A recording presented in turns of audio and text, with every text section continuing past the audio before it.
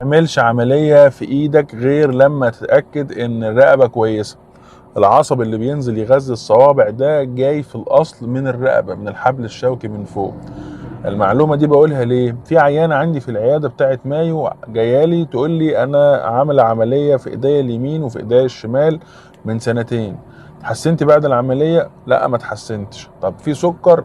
من ساعتها من السنتين في وجع في الرقبة.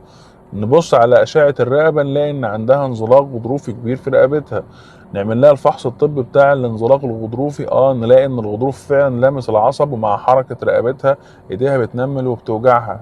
إذا هنا قرار العملية ما كانش أحسن قرار.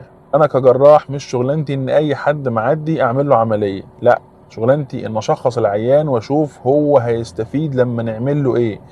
في عيان بيبقى هيستفيد بس بنوعين دواء، في عيان هيستفيد بس لما نطمنه ان انت عيان قلق وما عندكش مشكله كبيره. خد بالك القلق هو اللي مزود لك الوجع بتاعك، زي اللي عنده قولون عصبي كده مثلا. يعني دكتور الجهاز الهضمي مش مطلوب منه غير ان هو يقول له قلل العصبيه، ده قولون سببه العصبيه.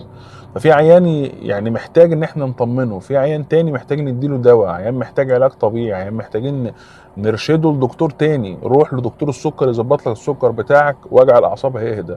روح لدكتور الروماتويد يظبط لك النشاط الروماتيزمي المرتفع عندك ده، فوجع المفاصل يهدى. وفي عيان يحتاج العمليه، ووظيفتي برضو كجراح ان انا احدد ايه العمليه اللي هو محتاجها، عمليه في رقبته، عمليه في ايده.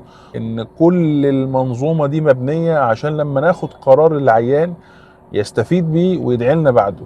خلاصة القول ما تعملش عملية في ايدك تسليك عصب الا لما نتأكد ان الرقبة كويسة ما فيهاش حاجة، ولو فيها حاجة يبقى خنقة على العصب وخنقة في الايد، يبقى خنقة الايد هي اللي اكتر وخنقة الرقبة هي الابسط، عشان لما نعمل عملية الايد تلاقي في فرق ملحوظ يستاهل ان احنا نخش اوضة العمليات.